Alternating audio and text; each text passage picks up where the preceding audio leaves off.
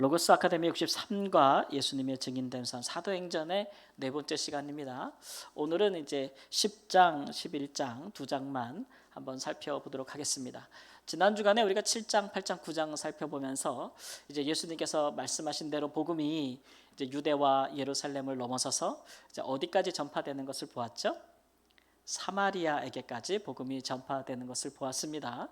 예수님 공생의 기간에 예수님께서 한두 번 사마리아를 방문하신 적이 있었으나 사마리아의 전 지역을 대상으로 예수님께서 복음 사역을 하신 적은 없었어요.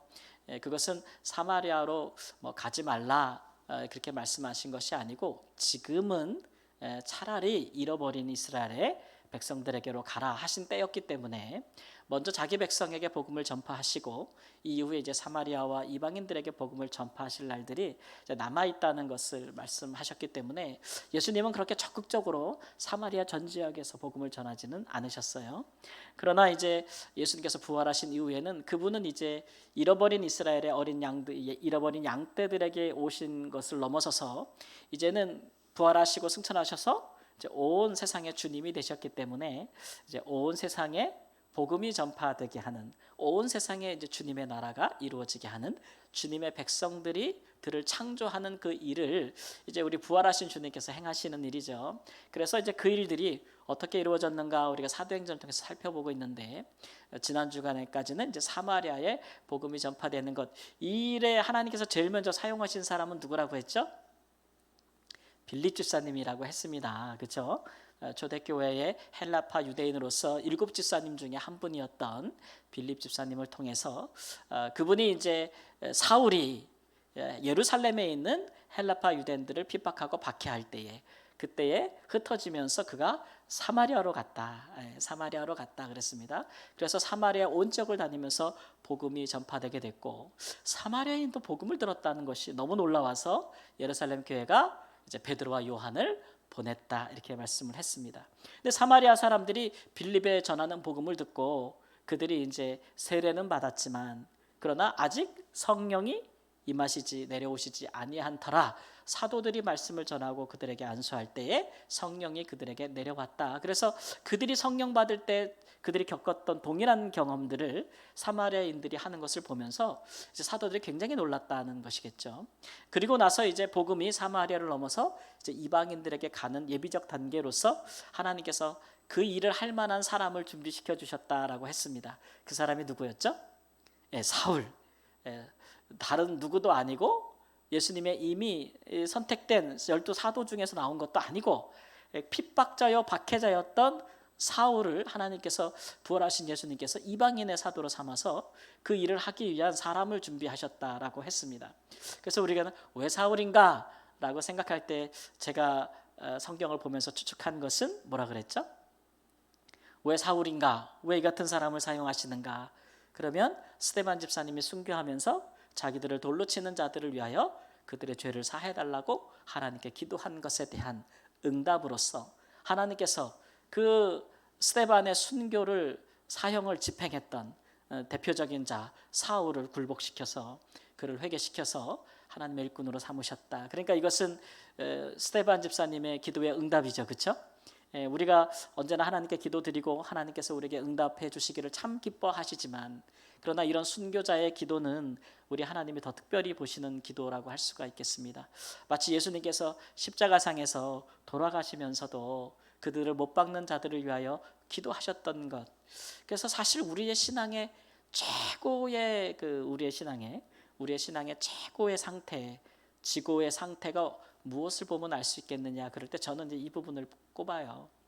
우리가 아무리 신앙생활을 열심히 하고 아무리 하나님을 많이 알고 아무리 예수님을 열심히 믿어도 정말 마지막까지 하기 어려운 게 이제 우리를 미워하는 원수를 위해 기도하는 거거든요. 참 어려워요. 그게 잘 안 되거든요. 오히려 이렇게 더 선 긋고 아예 안 하기가 쉽지 이 핍박자를 위해서 기도한다는 것은 굉장히 어려워요. 근데 그런 기도가 진실로 우리가 예수 그리스도의 영이 우리 안에 있음을 그렇게 우리가 진실로 깨달을 수 있는 그 순간 우리 그리스도인들의 신앙의 상태가 최고조에 이르렀다는 것을 알 수 있는 그 순간이 바로 우리를 핍박하고 고난을 주고 하는 원수들을 위해서 우리가 진정으로 하나님께 기도하고 하나님이 그 기도의 응답을 받으사 우리를 핍박하는 자를 오히려 변하여 새 사람으로 쓰시고 하나님 나라 일꾼으로 사용하실 때, 그럴 때 바로 그런 것을 위해서 진정으로 우리가 예수 그리스도를 믿고 있지 않는가, 이제 이런 생각을 하게 되는 것이죠. 어쨌든 그렇게 사울은 준비가 되었습니다. 그러나 이제 이 사울이 본격적으로 이방인의 사도로 사역하기까지는 시간이 좀 굉장히 길어 보여요. 사람이 갑자기 회심했다고 갑자기 탁월한 하나님의 사역자가 되는 것은 아니잖아요. 하나님을 알 수 있는 충분한 기간도 필요하고, 또 그가 지금까지 잘못 알았던, 오해했던 하나님의 말씀에 대한 깊이 있는 연구도 필요한 것이고, 또 성령으로도 충만해야 되는 것이고, 또 하나님의 일을 혼자 하는 게 아니잖아요. 그는 핍박자고 박해져 있는데 교회가 그를 어떻게 수용할지, 어떻게 그를 받아들일 수 있는지에 대한 것도 충분한 시간이 필요하죠.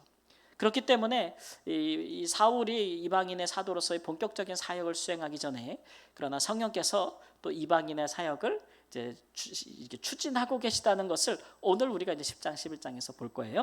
그래서 이 10장 11장의 전체적인 주제를 우리가 어떻게 보면은 어떻게 보냐면 이방인 선교의 시작이다, 이렇게 볼 수가 있겠습니다. 10장의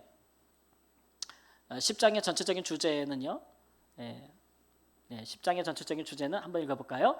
이방인들이 성령을 받다. 이방인들이 성령을 받았다. 이거는 이제 굉장히 충격적인 사건이거든요.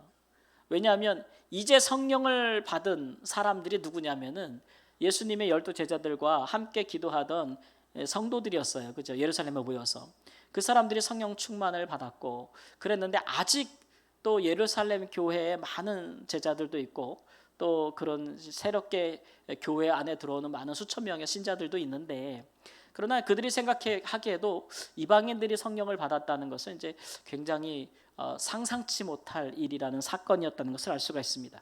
10장에서 성령을 받은 사람은 누구냐? 그러면 우리가 잘 알고 있는 사람이에요. 이 사람의 이름은 고넬료라고 하는 사람이고, 이 사람의 직업은 군인이고, 그래서 이 사람이 뭐 로마인이냐 아니면 이방인으로서 로마인이 돼서 군인이 된 사람이냐, 그건 잘 모르겠어요. 그런데 한 가지 확실한 것은 이 사람이 흔히 말하는 이제 이방인으로서 유대교에 입교한 사람, 그런 사람들을 우리가 주로 이제 경건한 자라고 불렀거든요. 경건한 자. 근데 그런 종류의 사람에 속했죠. 그래서 이는 이방 군인이지만 성경의 평가를 보면 10장 4절에 보니까 이 사람이 특별히 하나님의 은혜를 입은 이유를 가리켜서 뭐라 그러냐면, 천사가 이르되 뭐라 그래요? 내 기도와 구제가 하나님 앞에 상달되어 기억하신 바가 되었도다. 이 사람은 이방인이고 또 로마 군인인데, 이 사람이 마치 유대인처럼 유대인들이 갖고 있는 경건의 관습을 갖고 있었다는 거예요. 습관을. 그게 뭐예요? 유대인들의 유대교의 특징 중에 또 두 개 특징을 꼽으라면 여러 개가 있지만 그 중에 대표적인 것이 뭐냐면 기도예요. 유대인들은 아침 9시, 또 12시, 3시 이렇게 기도하잖아요. 그래서 뭐 우리가 6시라고 하면 12시가 되는 거고, 9시라고 하면은 3시가 되는 거예요. 이 사람들은 오전 6시부터 하루가 시작하는 거거든요. 그렇게 하루에 3번씩 성전을 향해서 기도하잖아요. 그렇죠? 성전이 가까우면 성전을 가야겠죠? 우리 구약에도 보면은 다니엘이 어떻게 했어요? 성전을 향해 하루에 3번씩 기도하잖아요. 이제 그런 거예요. 여러분, 무슬림들은 몇 번 기도하는지 아세요? 무슬림들은 5번 기도할 거예요. 제가 말라에서 봤던 무슬림들도 보면 인도 사람들 중에는 장사하다가도 그냥 문을 닫고 가버려요. 장사하다가 문 닫고 가는 게 그게 쉽지 않잖아요. 그냥 손님이 뭐 오든 말든 상관없어요. 그냥 탁 문 닫고 자기는 기도하러 갔다 와요. 그 하루에 5번을 그렇게 해요. 대단하죠. 철저하게 지키더라고요. 무슬림들은. 거기에 생명이 있는 것은 아니지만 당시에 유대교가 그런 기도하는 습관을 갖고 있었기 때문에 사도들도 항상 예루살렘에 있을 때는 뭐 구시기도 시간에 성전에 올라가다 앉은뱅이를 보고 고친다거나 이렇게 정시에 기도하는 것이죠. 고넬료를 만날 때 베드로도 12시에 6시에 어디에 올라갔어요? 집에 옥상에 올라가서 기도하다가 환상을 보잖아요. 기도 시간들을 지켰다고요. 근데 이 사람은 이방인으로서, 로마 군인으로서 이렇게 유대인들의 경건의 습관을 갖고 있는 거예요. 기도의 시간을 지키는 거예요. 그러니까 확실히 유대교에 이제 회의한 사람이죠, 그렇죠? 돌아온 사람이죠, 유대교 입교한 사람 같죠? 그 다음에 유대인들이 이제 항상 강조했던 거 구제죠. 가난한 자를 항상 기억하라. 가난한 자를 도우라는 것은 구약적인 유대교의 아주 중요한 가르침이었기 때문에 이것은 이제 반드시 시행하는 것이었거든요. 그래서 이런 부분들을 철저하게 시행했는데 그게 하나님 앞에 상달되어 기억하신 바가 되었다. 우리 하나님이 보통 분이에요. 그렇게 이제 형식적으로 아무 마음도 없이 의미 없이 그냥 습관적으로 하는데 우리 하나님이 이렇게 응답할 리가 없어요, 그죠? 우리 하나님은 굉장히 인격적이고 진실한 분이기 때문에 이런 일을 행한다 할지라도 그저 이방인으로서 군림하는 군인으로서 그렇게 유대인들에게 뭔가 자기를 의를 드러내려고 하는 마음이었다면 우리 하나님은 응답하지 않았을 거예요. 우리 하나님이 잘 보는 게 하나가 있는데 뭘 잘 보시냐면 사람의 중심을 기가 막히게 보시거든요. 그러니까 이 사람은 이렇게 구제하고 기도하는 것이 외식적이지 않았던 사람이고 진실로 하나님을 향해서 했던 사람이고 그렇기 때문에 하나님이 응답하실 정도면 그걸 하면서 막 나팔 불면서 말이지 내가 했다 유대인들아 뭐 이렇게 하지 않았을 거예요. 아주 조용히 은밀하게 왼손이 하는 것을 오른손이 모르게 그렇게 은밀한 중에 이런 일을 했을 거예요. 그러니까 하나님께서 그러니까 사람들에게 받은 게 없으니까 상 받은 게 없으니까 누가 상 주시는 거예요? 하나님이 상 주시는 거예요. 하나님이 상 주시는 거예요. 사람에게 상 받으려고 하면은 그 상 다 받고 하나님께 받을 게 없어요. 근데 이제 이렇게 하나님 사람을 보고 한 게 아니고 하나님께만 한 사람은 하나님이 이렇게 응답하신다 이렇게 말씀하십니다. 그래서 천사가 와서 이제 너에게 상달됐다. 네 기도와 네 구제가. 그러니까 꼭 기도만 하나님께 올라가고 응답되는 건 아니라는 것도 보여주죠. 하나님 우리의 기도뿐만 아니라 또 우리의 뭐를 보세요? 삶도 보신다는 걸 이야기하는 것을 말씀해주고 있어요. 기도와 삶의 상관관계인데 제가 늘상 자주 쓰는 표현인데 우리의 삶이 우리의 기도를 넘어서지 못한다. 내가 그렇게 살기를 기도하지 않는데 그런 삶이 저절로 이루어지지 않는다는 것이고 또 우리가 그렇게 살지 않는데 기도가 그렇게 나가지 않는다. 나의 삶이 하나님 앞에 온전하지 못한데 기도가 하나님 앞에서 온전한 기도가 하나님이 기뻐하시는 기도가 나갈 리가 없다. 기도와 삶은 그런 서로 이렇게 체인처럼 묶여서 서로가 서로를 연결되어 있는 거기 때문에 이 두 가지가 하나님 앞에서 다 상달됐다는 것을 보여주고 있습니다. 그래서 이제 하나님께서 나타나서 고넬료에게 요바에 가서 누구를 초청하라? 베드로를 초청하라. 자, 무엇을 주시려 함일까요? 성령을 주시고 또 이 사람들은 유대교에 입교한 사람이기 때문에 아직 예수님을 모르는 거예요. 유대교의 엄격한 경건과 도덕 생활에 매료된 거죠. 그래서 하나님에 대한 어떤 그런 뜨거운 열망을 가지고 있는 사람들이지만 하나님을 경외하긴 하지만 그가 보내신 예수 그리스도를 알지는 못하는 사람이었기 때문에 베드로를 청하 이것이 그들에게 주시는 하나님의 상급이었다는 거예요. 그래서 베드로를 청하라 했어요. 근데 중요한 것은 베드로를 청한다 할지라도 베드로가 이 사람에게서 이 사람을 만나주냐 이건 별개의 문제예요. 왜냐하면 당시의 유대인들은 이방인과 교제 자체를 하지 않았어요. 우리가 나중에도 이제 보겠지만 이 베드로가 가서 고넬료와 함께 교제했다는 것만으로도 나중에 예루살렘으로 들어와서 엄청난 비난을 받습니다. 그렇기 때문에 베드로가 갈 리가 없죠. 그러니까 하나님은 여기서는 고넬료를 이렇게 하고 저기 가서는 또 베드로의 생각을 바꿔주시는 거예요. 비난과 유대인들의 비난과 할례자들의 비난을 무릅쓰고서라도 그가 고넬료의 초청을 받아서 거기에 가야 되는 거잖아요. 그래서 하나님께서 우리가 잘 아는 베드로에게 환상을 보여주시는 겁니다. 여러분 기억하시죠? 성경 내용 익숙하잖아요, 그렇죠? 부정한 짐승들을 보게 하시는 거죠. 하늘로부터 보자기가 내려오는데 그 안에 율법적으로 부정한 짐승들이 많이 있다. 하나님의 음성이 뭐였어요? 잡아 먹으라. 하나님 내가 어느 때든지 부정한 짐승들은 내가 먹지 아니하였나이다. 내가 깨끗하다는 것을 내가 속되다 하지 말지니라 이렇게 말씀하시잖아요. 그렇게 그게 똑같은 걸 몇 번? 세 번 하나님께서 말씀해 주시는 거죠. 그래서 이것이 그저 우연이 된 것이 아니라 분명히 하나님으로부터 온 환상임을 분명히 보여주시는 거 하나. 그리고 세 번을 거듭하시는 것은 누구의 생각을 깨려고 하는 거예요? 베드로.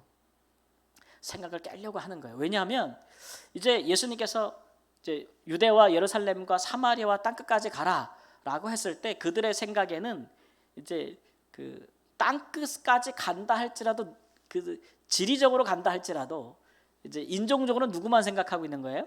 유대인만 생각하고 있는 거예요. 유대인. 예, 선택받은 자기 백성만 생각하고 있는데, 근데 하나님은 그렇게 가라 할 때는 온 백성과 민족에까지 가라고 하신 거예요. 이거 우리 하나님이 갑자기 하시는 거 아니죠? 주님께서 언제부터 약속된 거예요? 뭐 굳이 거슬러 올라가자면은 아브라함으로 인하여 모든 민족의 복을 얻으리라. 그렇죠? 또 거슬러 올라가면 아담에게 이르기까지 모든 땅을 정복하고 모든 것을 다스리라 하신, 거기까지 올라갈 수 있는 거예요. 하나님의 뜻은 갑자기 생겨난 게 아니에요. 항상 그러했던 거지. 순종하는 그의 백성이 없어서 이루지 못했던 것인데, 이제 그것을 하라고 해서 베드로의 생각을 바꿔주시는 거죠. 바꿔주시는 거죠. 이거 잘 안 바뀝니다. 근데 사람의 생각이라는 게 참 안 바뀌어요. 하나님의 뜻을 몰라서도 안 바뀌고, 또 하나는 알아도 안 바꿔요. 알아도 안 바꿔. 그런 일 참 많아요. 베드로 사도가 여기에는 순종하거든요. 여기서는 또 순종해요. 근데 이제 뒤에 가보면 안디옥에 있다가 이방인들하고 같이 밥 먹다가 예루살렘에서 온 유대인들, 할례자들이 왔다는 소식을 듣고 어떻게 해요? 주랭랑을 치죠. 주랭랑을 치잖아요. 들키지 않으려고. 그러니까 그 외식이잖아요. 그게. 거기에 누구도 미혹됐다 그랬어요? 바나바도 미혹됐다고 나오거든요. 그래서 그런 일들이, 이게 요때는 순종했는데 또 나중에 가보면은 또 그 비난이 두려워가지고 또 순종 못하는 것을 볼 수가 있어요. 그러니까 이게 사람이 쉽게 바뀌지 않는구나, 이런 생각을 진짜 자주 하게 돼요. 그러니까 끊임없이 우리 자신을 하나님께 맞추려는 그런 노력들은 굉장히 우리에게 그 경건의 훈련으로 필요해요. 그게 꼭 우리는 몰라서 못하지 이렇게 생각하는데, 알아도 안 합니다. 그게 우리의 완고함이에요. 알아도 안 해요. 알아도. 안 할 이유들이 너무 많으니까. 할 이유는 하나밖에 없어요. 하나님이 하라고 하니까. 안 할 이유는 더 많아요. 이래서 저래서 요래서. 일단 맞는 거죠. 그래서 이제 베드로가 초청을 받아서 기꺼이 가죠. 그래서 고넬료의 집에 갔더니 고넬료가 자기 친척들과 친구들을 다 모아놨으니 다 이방인들이겠죠. 그 집에 들어가서 대접을 받고 그들에게 말씀을 증거하는데, 그 말씀의 주제가 뭐냐면 10장 43절에 나와 있습니다. 그를 믿는 사람들이 다 그의 이름을 힘입어 죄사함을 받는다 하였느니라. 10장 43절. 10장 43절. 그래서 예수님에 대해서 얘기해요. 예수님이 오셨고 그가 고난 받으셨고 그가 죽으셨으나 그러나 그가 다시 부활하셨다는 것도 설교하고요. 그 다음에 누구든지 예수의 이름을 믿으면 죄사함을 받는다라까지 이제 이야기를 하죠. 그럴 때 이제 이분들이 그 말씀을 전하는 중에 성령이 그냥 내려오세요. 그러니까 전에는 사마리아에서는 사도들이 뭐 할 때, 안수할 때 성령이 사마리아인들에게 내려왔거든요. 근데 이 고넬료에게서는 말씀을 설교하는 중에 그냥 성령이 확 임재해 버려요. 그러니까 성령께서는 사도들을 통하여 일하시지만 또 한편으로는 사도에게 종속되지 않으시는 분이에요. 그렇죠? 사도에게 종속되지 않아요. 사도가 더 커요? 성령께서 더 크신 분이에요? 성령께서 더 크신 분이에요. 그분이 원하신 때 원하는 타이밍에 원하는 자에게 원하는 사람을 통하여 역사할 수 있는 분이 성령이에요. 그러니까 사도들이 교만하지 않게 되는 거죠. 자기들이 안수할 때 성령이 임재하니까 사람들이 사도들에게 그런 신비한 능력이 있다고 생각해서 어떤 사람들 막 돈을 줘가지고 사도들한테 나도 그렇게 안수하면 성령 받게 해달라고 막 사도들에게 돈 주는 사람도 있었잖아요. 사마리아에서. 그렇죠? 그런데 오늘 말씀해 보면은 베드로 사도가 안수한 것도 아니에요. 자기 의지와 상관없이 성령이 오시니까 베드로 사도도 엄청 놀라는 거예요. 아니 이방인들에게까지 이렇게 되는 거죠. 자기도 놀라는 거예요. 그러니까 이것은 성령께서 사도들보다 앞서 가시고 계시다는 걸 보여주고 있는 거죠. 그래서 이방인들도 성령을 받았고 성령을 받은 후에 성령도 받았으니 세례는 못 주겠는가, 이래서 세례까지 줬다는 거예요. 그래서 10장 47절 말씀 함께 읽습니다. 이 사람들이 우리와 같이 성령을 받았으니 능하능히 물로 세례 베품을 금하리요. 금하리요. 이게 좀 순서가 뒤바뀐 것 같잖아요. 보통은 세례를 받고 물로 세례 받고 그 다음에 성령 세례 받고 세례 요한의 사역이 먼저고 그 다음에 예수님의 사역이 오셨으니까 물 세례 먼저 받고 성령 세례 먼저 받고 이런 이제 교회의 이런 의전들이 발전하게 되는데, 그러나 성령의 역사는 그런 부분에 굉장히 자유로우시다예요. 자유로우시다. 예. 여러분, 물 세례가 더 중요해요? 성령 세례가 더 중요해요? 성령으로 세례 받는 게 중요해요. 물 세례는 표예요, 그렇죠? 교회 앞에, 공회 앞에 자기가 죄를 씻김 받았고 예수 그리스도를 영접함을 드러내는 하나의 성례적인 표잖아요, 그렇죠? 그러나 물 세례를 받았다고 해도 그 마음에 믿음이 없어 성령을 받지 못하면 그 세례는 무슨 유익이 있겠어요, 그렇죠? 그러나 물 세례를 받을 기회가 없었어요. 그러나 예수님을 믿고 그 마음에 성령이 거주하시게 되었어요. 그러면 그것은 물 세례는 받지 못했지만 이미 성령으로 말미암아 그리스도인이 된 거죠. 예, 그런 일들에 우리가 이제 제한을 받지 말아야죠. 예, 성령의 사역은 무슨 이렇게 순서를 이렇게 우리가 제도적인 순서를 정해놓고 거기에 가두는 거 아니에요. 성령의 사역은 사람에게 가둬지지도 않고 성령의 사역은 제도에 가둬지는 것도 아니에요. 성령 하나님은 모든 것을 초월하여서 자유로 역사하신다는 거죠. 역사하신다. 우리가 그런 생각들을 항상 가지고 있어야 돼요. 근데 우리가 이제 신앙생활하다 보면은 이 하나님, 성령 하나님보다 더 교회, 제도, 의식 막 이런 것들을 더 강조하게 자꾸 돼요. 자꾸 강조하다 보니까 나중에 이게 주객이 전도가 돼버려요. 주객이 전도하게 버려요. 그래서 막 성령께서 하라고 하시는데 못해. 지금 교회가 이렇고 저렇고 법이요, 제도가 이렇고 저렇고 그래서 안 해요. 이렇게 해버리면 이거는 성령보다 제도가 더 앞서 있는 거잖아요. 그래서 성령의 사역이 우선이고 그 다음에 그 일들에 하나의 울타리를 치라고 우리가 제도가 있고 의식이 있는 거고 법이 있는 거죠, 그렇죠? 이런 것들이 뒤바뀌면 안 돼요. 그런 부분에 있어서. 그래서 이제 10장에서 이렇게 고넬료로 해서 이방인 선교에 성령 받음 사건이 일어나고 이게 이제 한 가문에 일어난 일인데 11장에 가보면 이것이 이제 한 지역으로 확대가 되기 시작하는 것입니다. 그것이 이제 안디옥이라는 곳인데요. 안디옥이라는 곳으로 큰 도시로 이방인 선교가 확장됐습니다. 이제 어떤 계기가 있었냐면 11장 2장 3절 말씀 보면은 베드로 사도가 비난받다 이렇게 나와 있죠. 베드로가 예루살렘에 올라갔을 때에 함께 읽습니다. 할례자들이 비난하여 이르되 내가 무할례자의 집에 들어가 함께 먹었다. 함께 먹었다 이렇게 비난해요. 이게 이제 유대인들에게는 굉장히 중요한 거예요. 할례를 받았냐 안 받았느냐 이게 굉장히 중요한 거거든요. 누가 만일 이방인으로서 유대교에 입교하고 하나님의 백성이 되려면 이 사람들은 뭐부터 받으라고 요구하는 거예요? 할례부터 받으라고 요구하는 거죠. 근데 이것들이 이제 이방인들에게는 굉장히 큰 무거운 짐. 왜냐하면 할례가 단순히 할례만을 말하는 것이 아니고 유대인들의 모든 전통과 율법을 다 지켜야 된다고 얘기를 하는 것이기 때문에 그것이 할례라는 대표적인 것으로 이렇게 다가오는 것이기 때문에 이방인들이 하나님께 돌아오는 걸 굉장히 제한하는 걸림돌이 많이 됐거든요. 그래서 비난받는 거 보세요. 이 비난받는 걸 보면 꼭 뭐가 생각나냐면은 예수님께서 이스라엘 중에 사역하실 때 예수님을 비난하는 사람들이 왜 죄인들에게 가가지고 함께 먹고 마시는가? 죄인의 집에 들어가서 함께 먹고 마시는가? 그 비난하던 그 비난을 똑같이 받는. 예수님은 죄인들의 집에 들어가서 식사했다고 비난받았는데 사도들은 이방인의 집에 가서 식사하고 교제하고 복음 전했다고 비난을 받고 있는 거예요. 그러니까 우리가 알기로 예루살렘에 있는 많은 유대인들 중에서 기독교인들 중에서 히브리파 유대인들 중에서 아직도 구약의 유대교의 전통에 충성스러운 사람들이 굉장히 많았다는 것을 알 수가 있어요. 그리고 이 사람들은 사마리아나 이방인 선교에 굉장히 부정적인 사람들 있었다는 것을 의미하고 있는 거죠. 그러니까 지금 사도행전을 보면은 막 사마리아와 이방인들은 막 선교가 이루어지고 있지만 이것은 그 교회 대세는 아닌 거예요. 어찌 보면 성령께서 개척자로 앞서 가시고 몇몇이 따라가면서 이 일을 좀 뚫고 가고 있는 거지, 새 시대를 열어가고 있는 거지. 이게 교회가 다 예루살렘 교회가 다 성령을 받고 다 예수님의 말씀에 순종해서 이방인으로 가야 한다, 헬라인에게 복음을 전한다 이렇게 가고 있는 게 아니라니까요. 이 사람들은 여전히 할례자들, 유대인들에게만 복음을 전해야 된다는 그런 생각에 여전히 갇혀 있는 거죠. 갇혀 있는 거예요.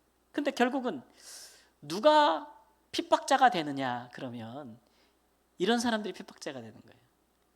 유대교에서 아직 그 전통에 충실한 사람들이 결국은 기독교를 핍박하는 세력이 되는 거죠. 이게 이제 무서운 거예요.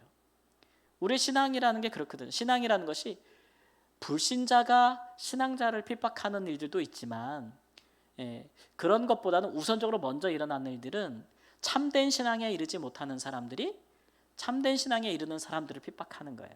경건하지 못한 자가 경건한 사람들을 핍박하는 것이고 그게 사실은 더 교회의 어려움이죠. 그러니까 그런 일들이 있다는 것을 우리가 이제 보는 거예요. 그런 것을 보는 거죠. 그래서 이 비난에 대해서 베드로 사도가 변명하는데 11장 17절 말씀에 하나님이 우리가 주 예수 그리스도를 믿을 때에 주신 것과 같은 선물을 그들에게도 주셨으니 내가 누구에게 하나님을 능히 맡겠느냐 그랬어요. 아니 하나님이 성령 주셨다는 거죠. 하나님이 우리에게 주신 성령을 그들에게도 주셨는데 내가 그걸 어떻게 하겠냐고 그러면서 자기를 또 변명하면서 쭉 얘기하니까 그래서 할례자들의 반응이 그러면 하나님께서 이방인에게도 생명 얻는 회개를 주셨도다. 이 말을 잘 보세요. 생명을 얻는 뭘 줬어요? 회개를 줬도다. 뭐를 줬다고는 얘기 안 해요? 성령을 줬다고는 얘기 안 하잖아요. 성령을 줬다고는.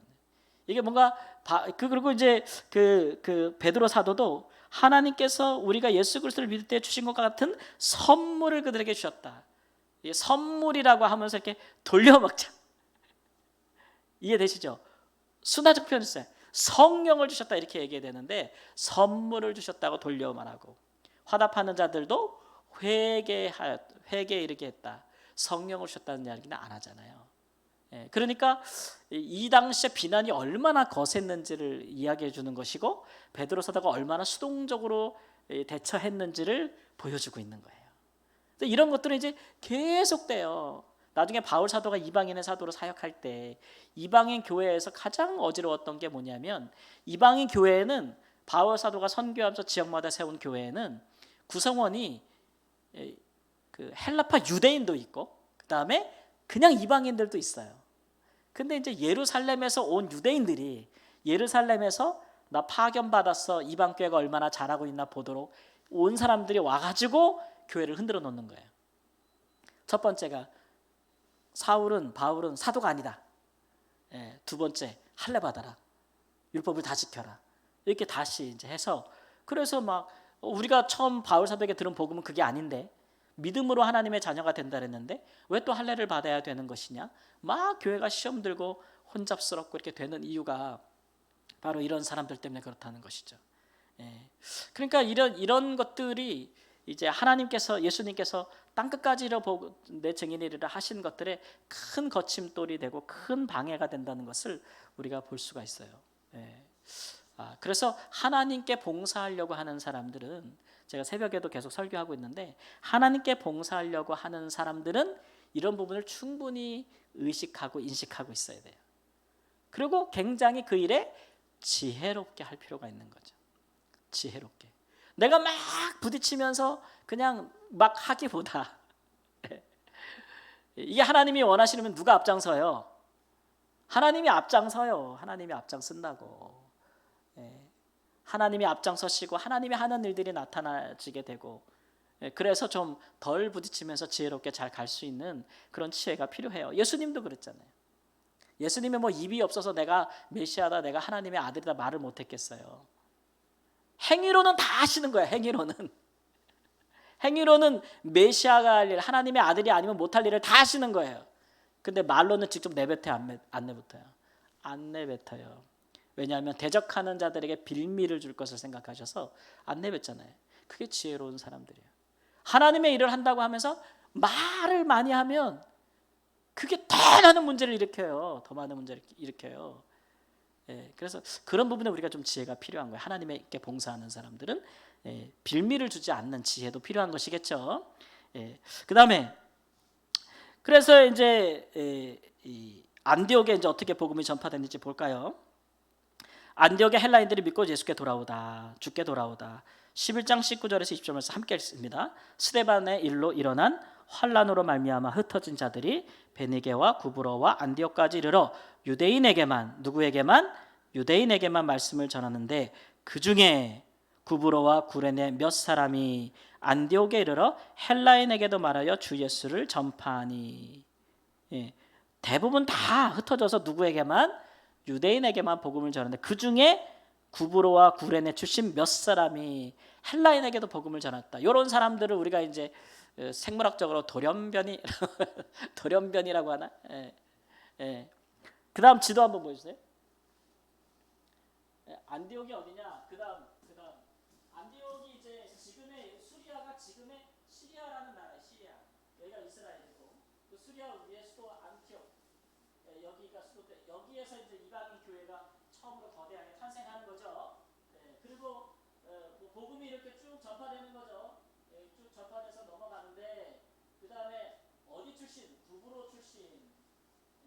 그 다음에 어디 출신? 구레네 출신은 구레네는 북아프리카 지역이니까 이렇게 여기서 난 출신들이 안디옥에 가서 헬라인에게 복음을 전했다. 이런 얘기예요. 그리고 여러분 땅끝까지 가서 복음을 전하는데 이방인들에게 복음을 전하는 시도들은 정통 유대인들이 더 잘했겠어요? 헬라파 유대인들이 더 잘했겠어요? 아무래도 헬라파 유대인들이 더 그런 부분에 있어서 열려 있는 거예요. 그것도 다 열려 있는 게 아니에요. 그죠? 지금 환란으로 인해 흩어진 사람들이 다 헬라파 유대인들인데 이 사람들이 갔는데 대부분 다 가서 이방 지역에 가서 거기 있는 자기들과 같이 나고 자란 유대인들에게만 복음을 전했다고요. 근데 그 중에 몇이 유별난 사람들이 있어요. 이 사람들이 이방인에게도 복음을 전했다는 거죠. 복음을 전했는데 그게 하나님의 뜻이 아니라면 이방인들에게 이렇게 복음을 전하는 것, 헬라인들에게 복음을 전하는 것이 하나님의 뜻이 아니었다면 그러면 성령의 역사가 일어나겠어요? 안 일어나겠죠. 쓸데없는 짓 했구나 이렇게 생각해도 되겠는데, 그죠? 근데 헬라인들이 거기서 확 예수님을 믿고 죽게 돌아오는 역사들이 막 있는 거예요. 이게 뭐지? 막 이런 생각이 드는 것이죠. 이게 뭘까? 그러니까 오늘 말씀에도 유대인들에게만 전했다는 것은 예수님께서 말씀하실 때 이들이 땅끝까지 이르러 복음을 전하 내 증인을 하실 때 이 사람들의 머리엔 누구만 있었다고요? 유대인들만 있었다는 거예요.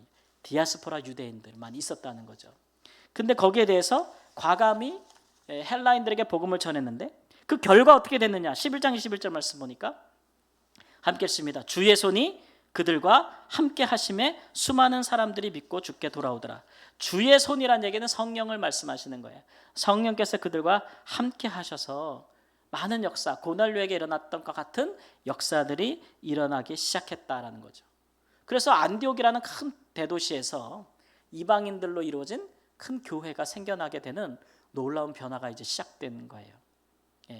그래서 예루살렘 교회가 그 얘기를 듣고 사람을 보냅니다. 한 명을 파송하죠. 예루살렘 교회 신임을 받을 수 있고 안디옥에 일어난 일이 도대체 무슨 일인가 상황 파악을 제대로 할 수 있는 사람을 보내는데 그 사람이 누구예요?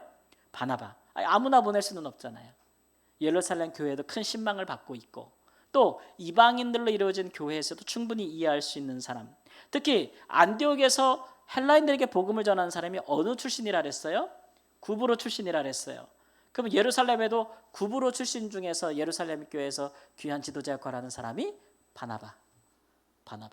이 사람 구브로 출신이거든요.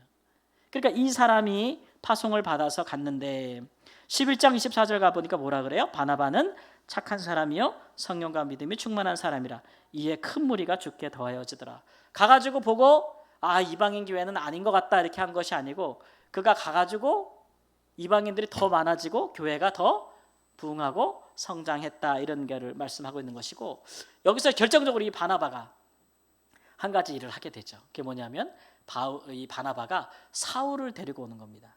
사울을 데리고 와서 둘이 같이 합해서 이 안디옥 교회에서 가르치는 일을 하게 되는 거예요. 11장 25절 26절 함께 읽습니다. 바나바가 사울을 찾으러 다소에 가서 만남에 안디옥에 데리고 와서 둘이 교회에 1년간 모여 있어 큰 무리를 가르쳤고 제자들이 안디옥에서 비로소 그리스도인이라 일컬음을 받게 되었더라. 사울은 회심했어도 예루살렘 교회나 또는 이방 교회 유대인들에게 큰 지지를 받지 못하는 사람, 여전히 그 의중을 의심받고 있는 사람일 수밖에 없겠죠. 그렇게 많은 사람들을 죽이기도 하고 투옥시키는 사람이 갑자기 회심했다고 오니까 이거 믿기가 어렵잖아요. 그렇죠? 예, 더군다나 이 헬라파 유대인들, 안디옥에 있는 헬라파 유대인들은 사울이 예루살렘에서 자기들을 핍박한 걸 알고 있다고요.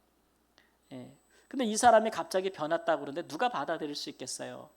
예, 근데 그들이 누구나 다 신뢰하는 한 사람, 바나바 같은 사람이 바울을 데리고 오는 거죠. 그래서 이 사람이 사울에 대해서 보증이 되는 거예요. 사울을 보면 아직도 헷갈리는데 그를 데려온 누구를 봐요?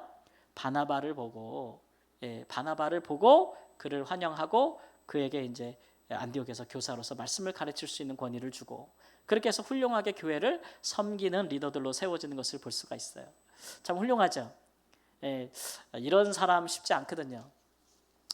다른 사람, 비난받고 좀 부족한 사람, 그런 사람을 내가 끌어안고 책임을 져주면서 그렇게 안고 가는 사람, 이런 사람이 정말 신앙에 성숙한 사람이죠. 우리의 신앙인들 중에 이런 사람들이 많을수록 정말 교회가 더 온전해질 수 있어요. 이렇게 부족한 사람들을 또 끌어안고 갈 수 있는 사람, 또 새로운 헌신자들이 나올 수 있도록 발굴해 주는 사람. 또 나중에 바나바는 이 사울이라는 이 바울과 함께 선교사로 파송 가잖아요, 그죠? 처음 파송 받을 때에 누가 리더였어요? 처음에는 바울이 리더가 아니었어요. 누가 리더였어요? 바나바였죠, 바나바. 근데 사울이 참 승깔이 대단하죠, 그죠? 이런 귀한 사람을 또 2차 선교 갈 때 대판 싸우잖아요. 갈라먹고 가자니까 사울 성격도 굉장히 지랄 맞은 거예요, 이 사람도. 그러니까 어쨌든 하나님을 향한 열심과 사명도 뜨겁지만 바나바만큼 이렇게 온유하고 막 이렇게 이런 분은 아니에요. 또 하나님 사람을 기질대로 사용하시는데 어쨌든 그런 일들이 있는데 이 바나바 같은 사람도 꼭 필요하죠. 그리고 나서 교회가 튼튼해지고 잘 서가니까 이 안디옥 교회가 어떤 일을 하냐면 안디옥 교회가 예루살렘 교회로 구제 헌금을 보냅니다. 11장 29절 30절 말씀 보면 제자들이 각각 그 힘대로 유대에 사는 형제들에게 부조를 보내기로 작정하고 이를 실행하여 바나바와 사울의 손으로 장로들에게 보내니라 그랬어요. 이때 이제 예루살렘에 흉년이 든 거예요. 아가보라는 선지자가 와서 예언하기를 큰 흉년이 있으리라 한 그때에 안디옥 교회가 헌금을 걷어서 예루살렘 교회로 보냈다는 거예요. 이게 왜 중요한 사건이고 상징적인 사건이냐 그러면 우리가 이제 그런 일은 잘 일어나지 않잖아요. 그러니까 예를 들어서 한국 교회가 어떤 다른 뭐 이렇게 나라에 선교사를 파송을 했어요. 그래서 그 뭐 일본이든 뭐 제가 있던 말라위든 뭐 중국이든 막 파송을 했어. 거기에 이제 교회들이 세워졌어요. 근데 한국 경제가 너무 어려워져서 한국 교회가 너무 어려워졌어. 그렇다고 해서 선교지에 있는 현지인들의 교회들이 헌금을 모아서 그동안 우리가 한국 교회 사랑을 많이 받았으니 우리도 한국 교회를 돕겠다고 해서 헌금하는 사례가 들어봤어요? 못 들어봤죠, 그죠? 잘 못 들어봤잖아요. 근데 사실은 이제 그 같은 것이 성령의 역사거든요. 우리 한국교회 역사를 생각해 보세요. 우리 한국교회는 복음을 받고 선교지였어요, 그렇죠? 근데 우리는 지금 어떤 나라예요? 선교사를 보내는 나라잖아요. 오히려 우리에게 복음을 전해줬던 미국과 영국이나 그런 나라들에게도 오히려 복음 사역자와 선교사를 보내고 있는 나라. 굉장히 드문 케이스예요. 근데 왜 성경적으로 이게 왜 중요하냐면은 이스라엘 백성들은 구약에서 항상 그들이 꿈꾸는 메시아 나라는 뭐냐면 이 다윗의 왕국처럼 이스라엘이 강성해져서 유대를 정복하는 거죠. 그러면 솔로몬 시대처럼 모든 이방인들이 보물을 갖고 오는 거예요. 성전에 갖고 와서 하나님께 드리면서 뭐를 듣고자 해요? 지혜를 듣고자 하고 하나님의 말씀을 듣고자 하는 그것이 하나님 나라라고 생각했거든요. 그런데 그걸 너무 정치적으로 이해했을 뿐이죠. 그렇죠? 근데 지금 보면은 이 모습이 어떤 모습이에요? 정치력으로 다윗이 이방을 정복해가지고 그들이 그 뭐라 해요? 상납금이 아니고 뭐라 그래요? 정복한 나라에게 바치는 거. 우리나라 옛날에 중국에 막 바쳤던 거 그런 것처럼 곡물 뭐 이런 거를 바치는 거잖아요. 그래서 이스라엘이 하나님 나라가 된다고 구약에서 믿고 있었거든요. 근데 진정으로 하나님이 원하는 것은 이제 정치와 군사력으로 정복하는 게 아니고 무엇으로? 복음으로. 복음을 전하였더니 그들이 가지고 있는 보물을 가지고 어디로 와요? 예루살렘으로 오는 거잖아요. 이게 상징적인 사건이에요. 예수님을 통해서 하나님 나라가 지고 있다는 것을, 성취되고 있다는 것을 보여주는 상징적인 사건이기 때문에 사도행전에서 기록해주고 있는, 이방 교회가 그들이 가진 보물을 모아서 예루살렘 교회에 와서 드렸다는 거예요. 이것은 굉장히 큰 사건이죠. 그러니까 하나님 나라가 유대인들이 생각했던 것처럼 정치적인 나라가 아니고 복음으로 이루어지는 나라, 성령으로 이루어지는 나라라는 것들을 이제 우리에게 보여주고 있는, 이 같은 역사가 일어나는 것을 볼 수 있죠. 근데 정치적으로 이루어지는 통치는 그 나라들이, 정복당 나라들이 바치는 것은 기쁨으로 자발적으로 바치는 거예요? 아니잖아요. 근데 복음으로 복음이 확장돼서 지금 이 안디옥 교회가 예루살렘 교회로 헌금을 보내는 것은 강제예요? 아니잖아요. 성령의 감동으로 자발적으로 하는 일이잖아요. 이게 성령 안에서 이루어지는 일들이라는 거죠. 그런 일들, 그런 일도 굉장히 중요하잖아요. 저는 이제 이번에 우리 교회 행사하는 것을 두고서도 이제 참 큰 규모의 어떤 행사들은 아니지만, 그러나 이제 우리 성도님들이 우리 지역에 있는 장애인들을 생각하면서 내가 10,000원이라도 이렇게 헌금을 탁 해서 그렇게 내가 은혜도 받고, 사실 뭐 밥도 먹고 은혜도 받고 하면서 10,000원을 이렇게 티켓을 사는 게 큰 돈은 아니잖아요, 그죠? 그럼에도 불구하고 그런 취지를 생각해서 이렇게 지역에 우리가 장애인들을 돕는 일들을 우리가 기쁨으로 해야 된다라고 생각하는 그런 넉넉한 마음들을 갖는 거, 그런 것들이 굉장히 중요하다고 봐요. 그러한 삶의 전환들이 자꾸 주고자 하는, 주는 자가 복이 있다 하시는 말씀을 따라서 크던 작던 우리의 삶 가운데서 완전히 우리가 섬기고 주려고 하는 삶으로 우리의 삶의 방향이 완전히 바뀌고 돌아서는 그런 순간들이 우리의 삶에 필요한 거예요. 하나님은 그런 사람들에게 복을 주시겠다고 하시는데, 우리가 자꾸 움츠러들고 주는 것을, 이게 뭐랄까, 주는 것 자체가 몸에 배어 있지 않고 항상 뭐 하려고 그래요? 받으려고 하는 거예요. 받으려고, 가져가려고 하고, 나를 위해 쌓으려고 하고, 막 이렇게 되면은 그거는 다 마이너스예요. 하나님 그렇게 사는 사람에게 축복하지 않아요.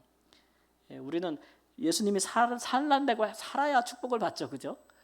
그런 부분이 굉장히 중요한 부분이 있는 거죠. 어쨌든 이렇게 이제 복음이 이방인들을 위해서 나가기 시작하는데, 안디옥에 교회가 생길 때까지 이런 역사들이 일어나는 것을 우리가 11장까지 보았습니다. 결론은 뭐냐면 11장 16절 말씀처럼, 이거는 베드로 사도가 이제 고넬료에게 복음을 전할 때 성령이 내려오신 것을 보고 그가 생각났다고 말하는 거예요. 이 말씀이 생각났다. 뭐예요? 요한은 물로 세례를 베풀었으나 너희는 성령으로 세례를 받으리라 하는 말씀이 생각났노라 그랬어요. 고넬료에게 성령이 내려올 때 베드로가 이 말씀이 생각났대요. 성령은 이렇게 임재하시는 거구나. 이런 일들을 우리가 볼 수 있는 거죠. 가만 보면은, 이렇게 쭉 보면은 이 새로운 시대를 여는 거 있잖아요. 새로운 시대를 열고, 예수님께서도 새 포도주는 새 부대라고 얘기하셨는데, 새로운 전환, 하나님이 원하시는 새로운 역사를 이루어갈 때 있어서 많은 사람들이 동시에 다 동조하지 않는다는 것을 우리가 알 수 있어요. 이게 요즘 말로는 철학적 용어로 패러다임의 전환이라고 하는데, 하나님께서 새로운 일들을 행하실 때에 그 새로운 일들의 감동을 받고 순종하는 사람들이 많냐, 아니면 거기에 저항하는 사람이 많냐? 그러면 어디가 더 많겠어요? 저항하는 사람이, 이 개혁에 저항하는 사람들이 훨씬 많습니다. 사실은 그게 현실이에요. 그렇기 때문에 그런 부분에서 하나님께 봉사하는 사람들은 항상 무거운 짐을 질 수밖에 없어요. 그게 옳으냐 막 이런 거 있잖아요. 그게 옳으냐 막 이런 손가락질을 받을 수밖에 없고 비난을 받을 수밖에 없는데, 이게 어떻게 설득되어지고 어떻게 이게 되겠어요? 이거는 하나님이 바꿔주시는 거예요. 하나님의 역사가 드러날 때 사람들이 다 인정하게 되는 거기 때문에, 그때까지는 뭐 하는 거예요? 참고 견딜 수밖에 없는 거예요.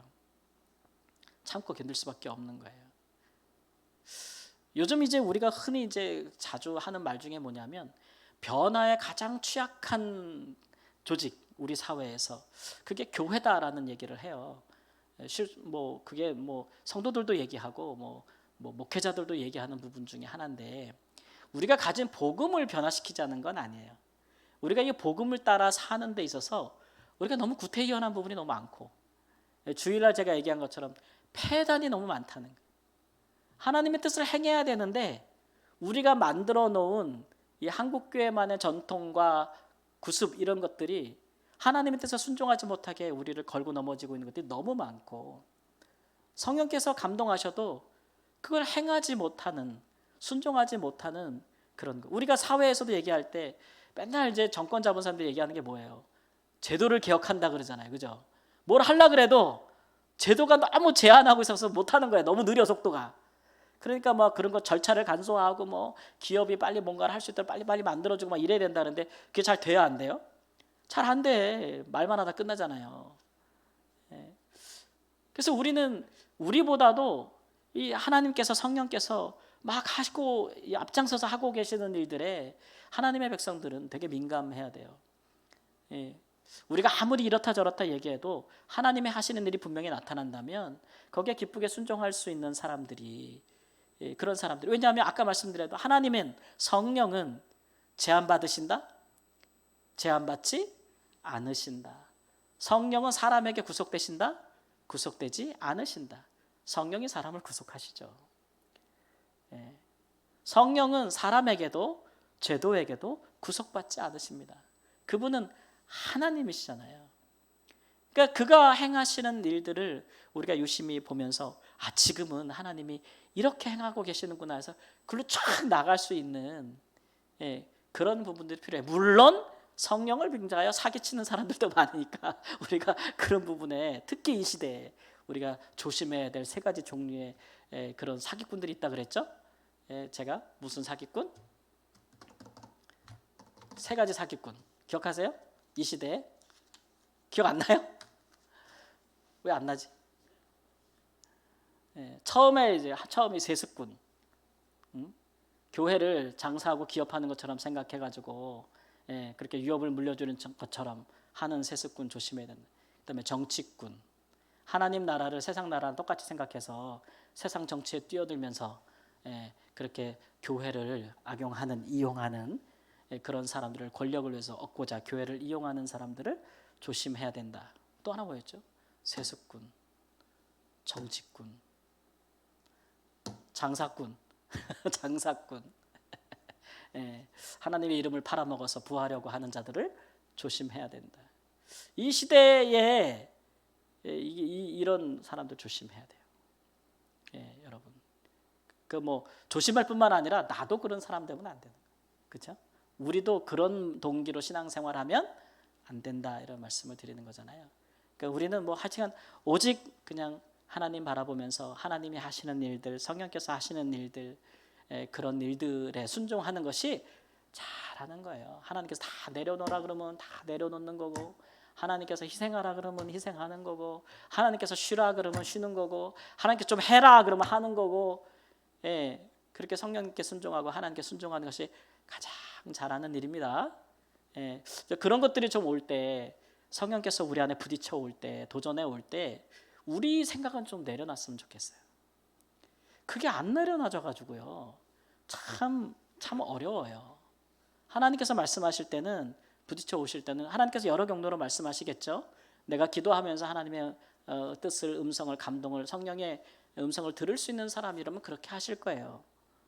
근데 그런 사람이라 할지라도 또 다른 사람을 통해서 말씀하시기도 하고, 여러 경로를 통해서 우리는 하나님의 인도하시는 방법들에 대한 경험들을 갖고 계실 텐데, 그럴 때에 우리가 좀 듣고 우리 의지를 좀 꺾고 내 좀 생각을 좀 내려놓고 하고 하는 좀 그런 자세들, 이런 것들이 하나님 앞에서 겸손 아니겠습니까?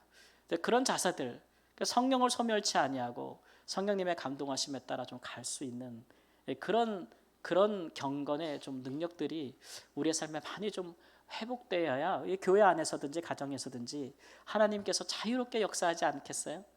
오히려 내가 성령께서 역사하심에 가장 큰 걸림돌이 될 수도 있다라는 생각들을 항상 하면서 성령께서 자유로 역사하시도록, 하나님의 마음껏 일하시도록 내가 하나님 앞에 나 자신을 좀 잘 드리자.